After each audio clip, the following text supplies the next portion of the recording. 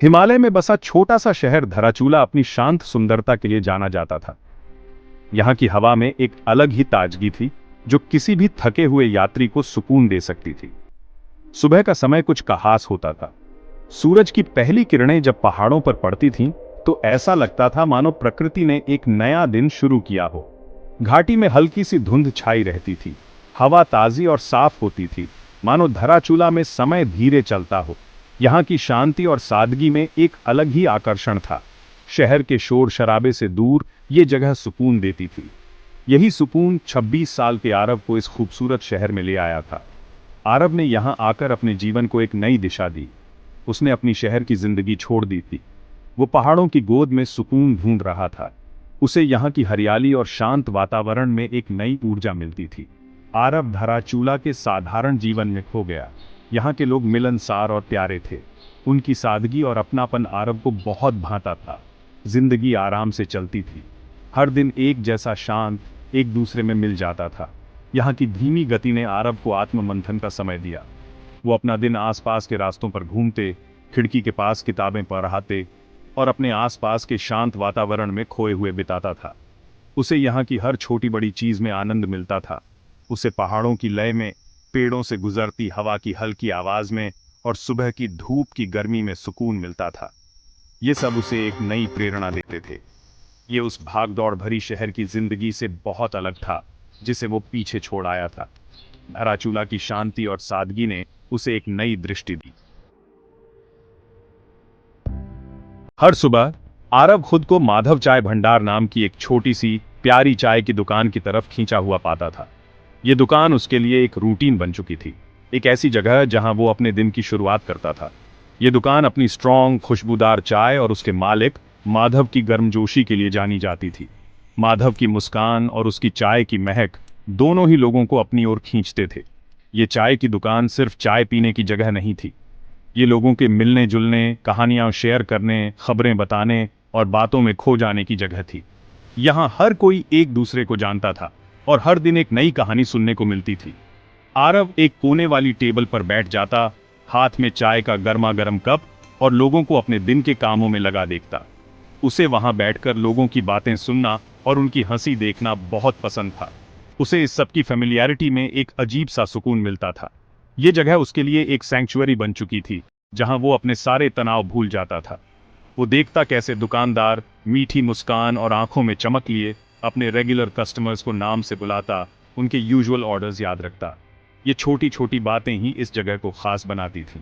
अदरक, इलायची और लौंग की खुशबू हवा में फैली रहती, एक गर्माहट और आराम का एहसास दिलाती।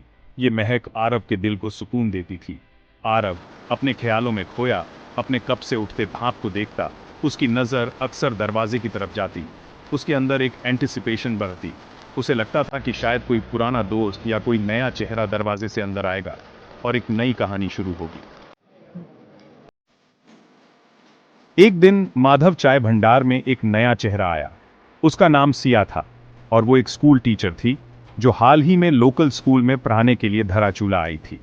सिया में एक खास शांत ग्रेस थी जिसे नजरअंदाज करना मुश्किल था। उसकी आंखों में हालांकि एक हल्का सा दुख दिखता था, एक गहराई थी जो अनकही कहानियों और अधूरे सपनों की बात करती थी। वो भी आरव की तरह सुकून की तलाश में धाराचूला आई थी।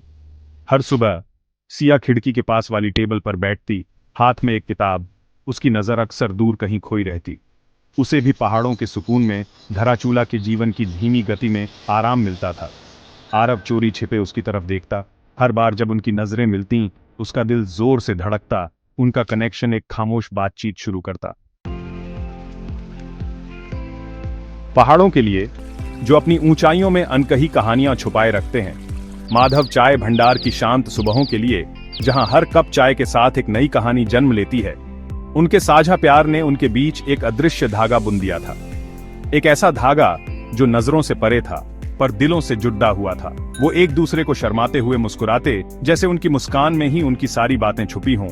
उनकी नजरें कुछ पल के लिए मिलती और उन पलों में एक पूरी दुनिया बस जाती, खामोशी में बहुत कुछ कह जाती।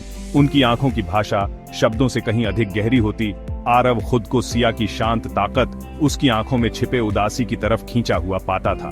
उसकी आंखों में एक अनकही कहानी थी, उसकी आंखों में छिपे उदासी की तरफ खींचा हुआ पाता था। वो उदासी जो उसकी मुस्कान के पीछे छुपी रहती थी। उसे उसकी खामोशी में एक कहानी महसूस होती थी, एक कहानी जिसे वो जानना चाहता था। वो जानना चाहता था कि उसकी आंखों के पीछे क्या छुपा है, एक कहानी जिसे वो जानना चाहता था। वो उसकी उदासी का कारण जानना चाहता था, वो उसकी उदासी का कारण जानना चाहता था।